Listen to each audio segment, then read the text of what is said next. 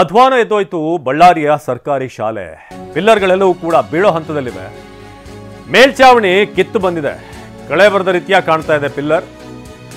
ಹಾಗೆ ಮೇಲ್ಚಾವಣಿ ಇದೆಯಲ್ಲ ಅದು ಕೂಡ ಕಿತ್ತು ಬರ್ತಾ ಇದೆ. ಇನ್ನು ಮಳೆಗಾಲ ಬಂದ್ರಂತೂ ಶಾಲಾ ಮಕ್ಕಳಿಗೆ ನರಕ ಯಾತನೆ.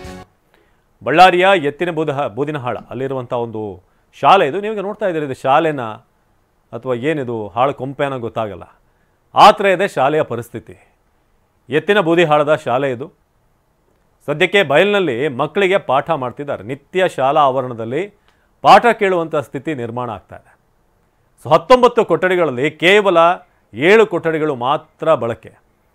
ಉಳಿದಂಥ ಯಾವ ಕೊಠಡಿಗಳನ್ನು ಕೂಡ ಬಳಸೋ ಹಾಗಿಲ್ಲ. ಯಾಕಂದರೆ ನೋಡಿ ಅಲ್ಲಿ ಹೇಗೆ ಮೇಲ್ಚಾವಣಿ ಕಿತ್ತು ಬಂದಿದೆ. LKG ಇಂದ 8ನೇ ತರಗತಿವರೆಗೂ ಕೂಡ ಇರುವಂಥ ಶಾಲೆ ಇದು. ಕೊಠಡಿ ಸಮಸ್ಯೆ ಇದೆ.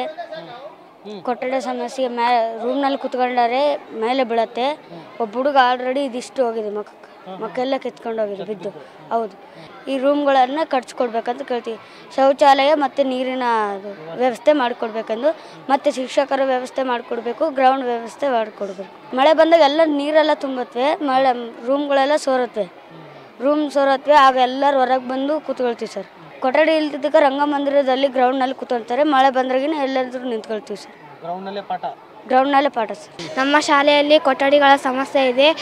ಶೌಚಾಲಯಗಳನ್ನು ಶುದ್ಧವಾದ ನೀರನ್ನು ಕಟ್ಟಿಸ್ಕೊಳ್ಬೇಕಂತ ಕೋರ್ಕೊಳ್ತಿದ್ದೇನೆ.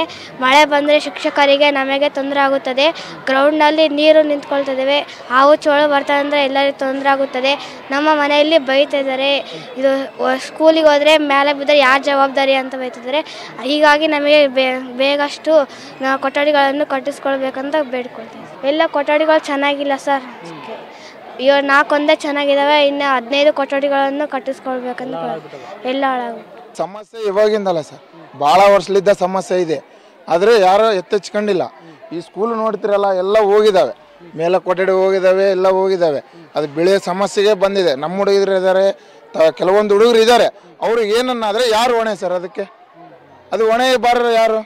ಗೋರ್ಮೆಂಟ್ ಕಡೆಯಲ್ಲಿದ್ದ. ಮಳೆ ಬಂದರೆ ಕೊಠಡಿಗಳು ಸೋರ್ತಾ ಇದ್ದಾವೆ, ಮೇಲ್ಚಾವಣಿ ಕುಸಿದು ಬೀಳ್ತಿದ್ದಾವೆ. ದಯವಿಟ್ಟು ಈ ಕಡೆ ನಮ್ಮ ಬಳ್ಳಾರಿ ಗ್ರಾಮಾಂತರ ಶಾಸಕರು ನಮ್ಮ ಎತ್ತಿನಬೂದ ಗ್ರಾಮ ಕಡೆ ಗಮನವಿಟ್ಟು ದಯವಿಟ್ಟು ಸ್ಕೂಲ್ಗಳನ್ನು ಹೊಸದಾಗಿ ನಿರ್ಮಿಸಿಕೊಡ್ಬೇಕಾಗಿ ತಮ್ಮಲ್ಲಿ ವಿನಂತಿಸಿಕೊಳ್ತಿದ್ದೇವೆ. ಹಾಗೂ